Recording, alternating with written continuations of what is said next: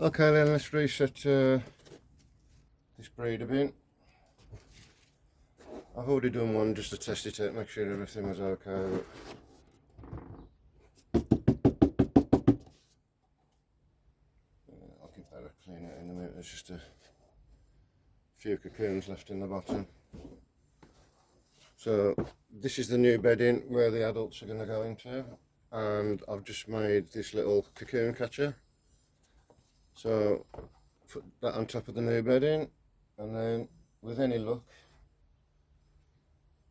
any cocoons that are still attached to the worms when I put them in,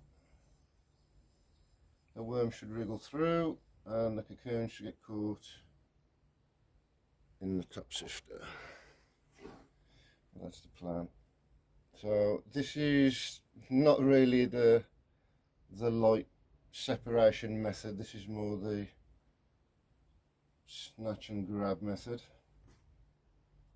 Just trying to reduce the amount of time I'm stressing the worms out, so just quickly flick everybody into the box.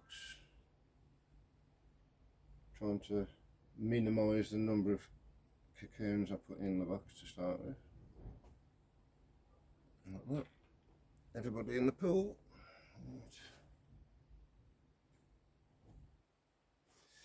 Yeah, so I've tried on the previous box, I did try to run it through the riddle. I mean, there's nothing lumpy about these castings at all, but because you run a breeder box damper than you would a composting bin,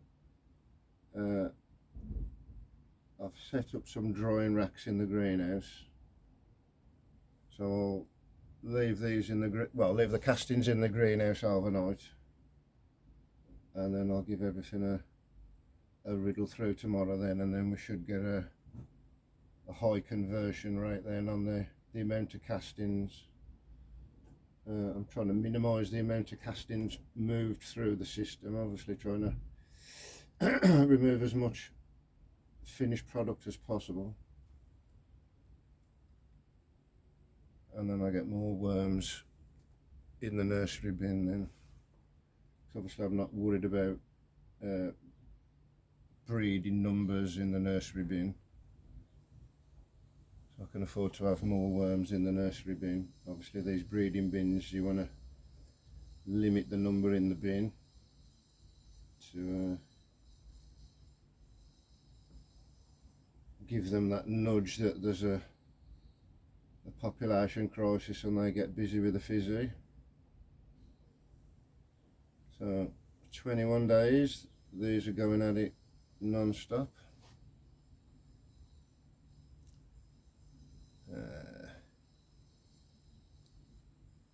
These literally get fed, they get fed the bedding, and then I'll feed them then for another 21 days. I'll check on them a week before they're ready to be done. If they've completely gone through all the bedding and there's literally just castings in the bin, then I will add a little bit of extra food, or depending on what mood I'm in, I might give them a treat, bit of banana or something, but generally I don't tend to give them wet food in the breeder bins. It's just going to clog everything up and make it almost impossible to riddle your castings out, sift your castings, whichever part of the world you're from. Everybody looks healthy, which is good. Castings look beautiful. Right.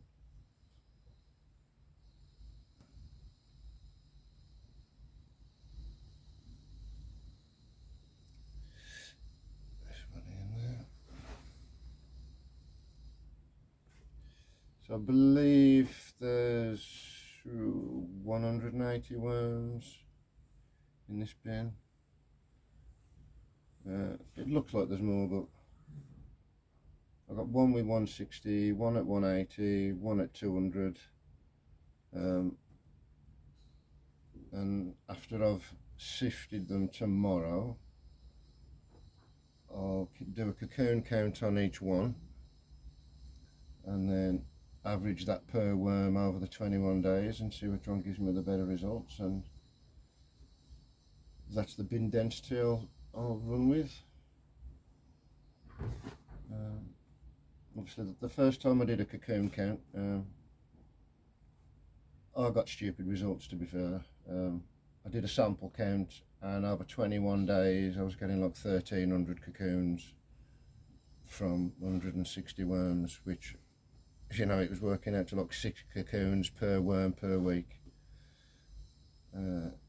That's a lot of activity in anybody's book.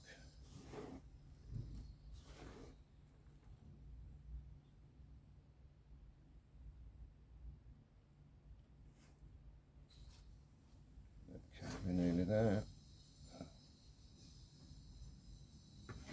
A couple of juveniles in there, not sure where they've come from. No dead ones out. Excellent. I got asked if I had a worm hospital for my pearly worms the other day. Did make me laugh. I wish there was something I could do for my sick worms, because, you know, like any worm wrangler, you would pay the money to keep the worms healthy. Nobody likes to see any creature suffer. I mean, there's nothing wrong with these bad boys. So just leave those in there for a couple of minutes. You can already see how I'm just crawling through the bottom of the box, and that should leave me with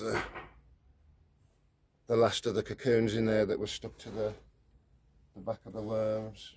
So, oh, there you go. There's a little wisp. That one's already hatched. One fella. Have you got any more? But generally, you're not going to get that many wisps after 21 days, in all fairness. You will get the odd 1, 2, 3, 4 maybe from the keen ones that were due to lay a cocoon on a day or a day before you change the breeders over. So you're always going to get one, but yeah, look at him, he's a survivor. I'll put you into the nursery out the way.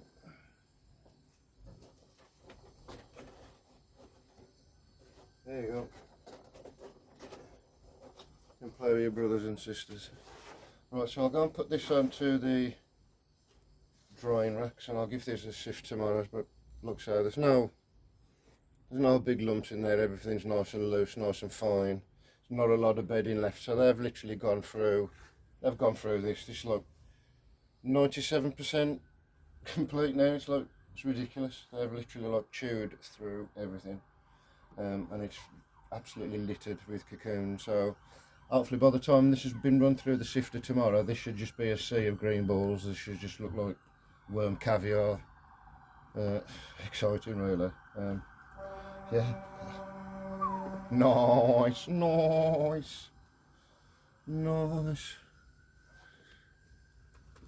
Just give them a bit more light, give them a bit of encouragement to run through the bottom, and then when the worms have all gone through the bottom, I can just pick out I'll just tip that into there, put it in the drying rack, and run away. I've got one more box to do. I am really looking forward to using that sifter tomorrow. Like I said, I did give it a quick run through. I did get a bit off it.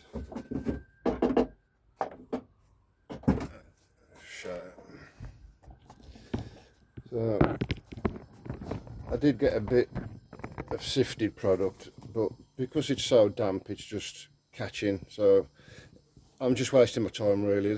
I can dry that out for 24 hours, give that a run through tomorrow, and that'll drop through there like a dream. So there's no point doing it now. I'm in no rush. I'll do that tomorrow. Just check on the old cocoon catcher. I think what I'll do is I'll move this box and get it so I've got a light on top there, so it gives him more encouragement to move through a bit quicker. I mean, considering there was like 200 worms in there that have gone through. Yeah, I mean, 5mm holes, and those big adult worms have gone through there, no problem at all. Oh, I'm dropping it. Back it. You can come out there. I'll just leave that for a couple of minutes while I go and put this in the greenhouse. Okay, probably see you again when I'm sifting. Bye.